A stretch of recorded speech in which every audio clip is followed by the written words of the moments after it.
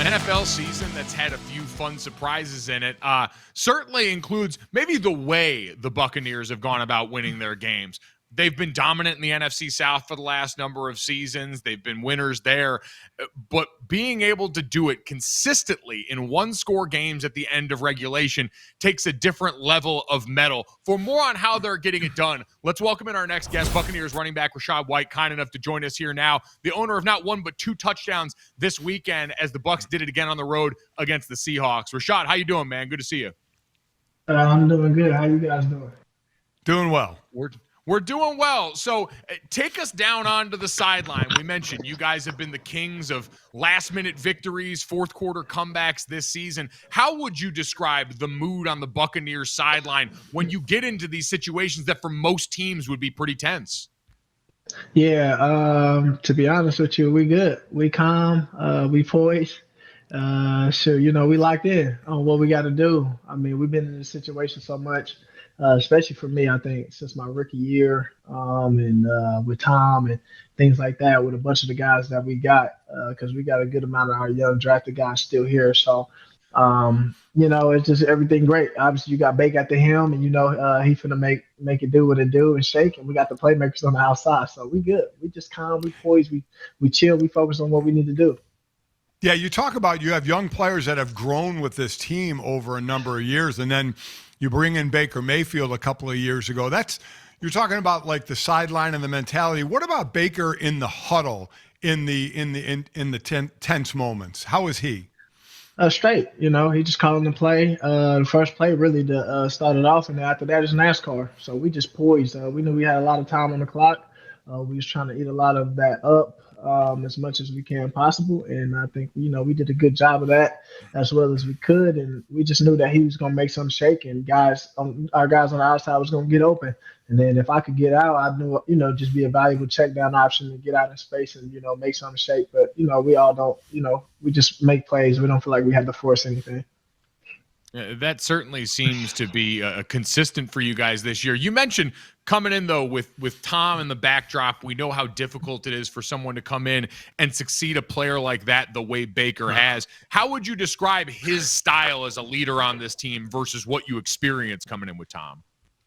Man, so obviously, yeah, they two different guys. Obviously, with Tom too. I mean, in life, pressure is huge, and with Tom, it was a lot of pressure and expectation, but I think we did a good job of as players and stuff stepping up and things like that. And Tom did a good job as like having us prepared and things like that. I would say, obviously, with Baker, it's the same thing. I think when it comes to him, taking his job very seriously, him in them key moments, his demeanor, everything about him. So I think they both been different. The thing I like both of them, they both have is like that dog.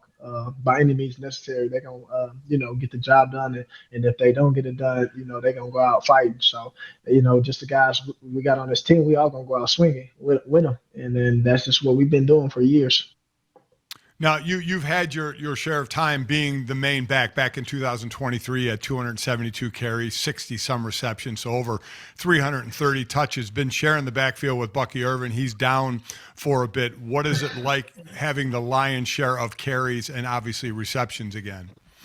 I mean, it's cool. I miss Bucky. And I'm just be real. I'm not coming over here getting y'all the everybody else they want to hear, but I think we both bring a lot of different things to the table, and I say this all the time. There's nothing wrong with having obviously two good backs, you know what I'm saying? So I think we both keep the defense on their heels and toes because our run styles are different. Even in space, we both different. Obviously I'm the bigger back of the two, but at the end of the day, I think we both bring a good value to the table. But me, I know there's a good thing about us and having a good backfield is like, one of us go down, we know the other one can step up and pick up the load. So that's the good part about it. So, it was cool. I'm just, doing my job, doing what I'm asked to do, trying to make plays and do whatever I can do to help the team win. And that's even when Bucky is here, and that's even when he's not here. So that's all I try to do, stay focused on what I need to do. That great dynamic in your guys' backfield, a huge part of why you've been successful, as it has been true this season of your rookie wide receiver stepping up. Emeka Egbuka has been incredible so far this season. As you watched him go to work this offseason, go to work in training camp, why has he been able to come in and make as big an impact as he has so early? I mean, I think he put in a lot of work, man. He's a very hard worker. And the other thing about it is just God gifted, man. Special. I mean, we got a good team, like guys with a great mindset, and a lot of things. Like we all are kind of very religious and we keep God first and things like that. And he go out there and play for others. He play for God, and he's a very selfless player. And the plays just happen for him because he just God gifted. So watching him do what he do is really kind of and I know everybody gonna be like, cliche maybe answer, but it's not surprising. You see him do special things in practice and things like that all the time, and you just like, dang, and just I always tell my boys and stuff like that back home, some dudes just got it, and sometimes some dudes just don't, and he got it. Obviously, he just got it. Talk about your coach, Todd Bowles. He's been doing this a long, long time. Talk about his demeanor in meetings and on the sideline and keeping this team kind of in check.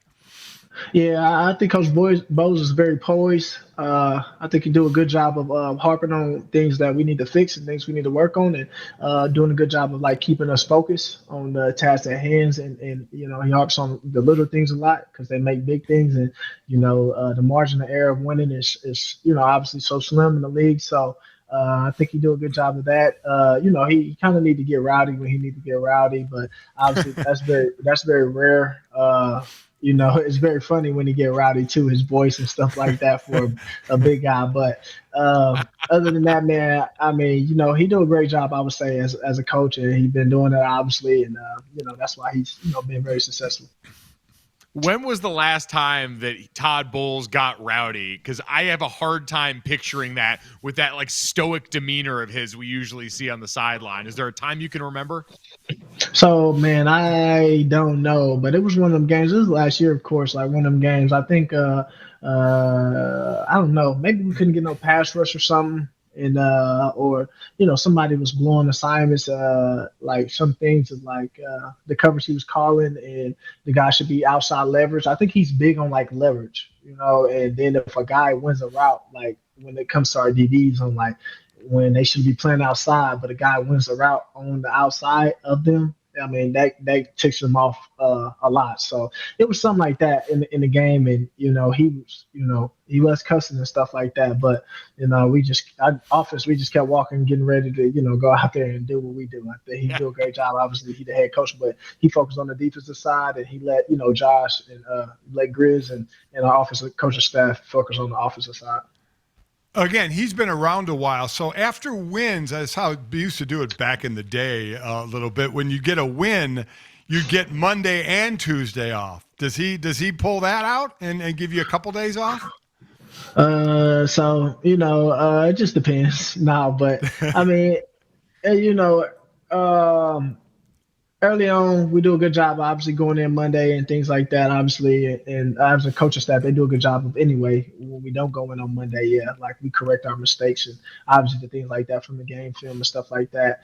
But yeah, obviously coming from Seattle, flying 6 hours on the way back home, and we don't get in until 4 a.m. Yeah, he do a good job of letting us have both days off, of course. But it kind of just all depends. He very, you win. That's another motivation to win, because if you win, most likely when you get to that point of the season, you could get 2 days off. So it's extra motivation for us for sure.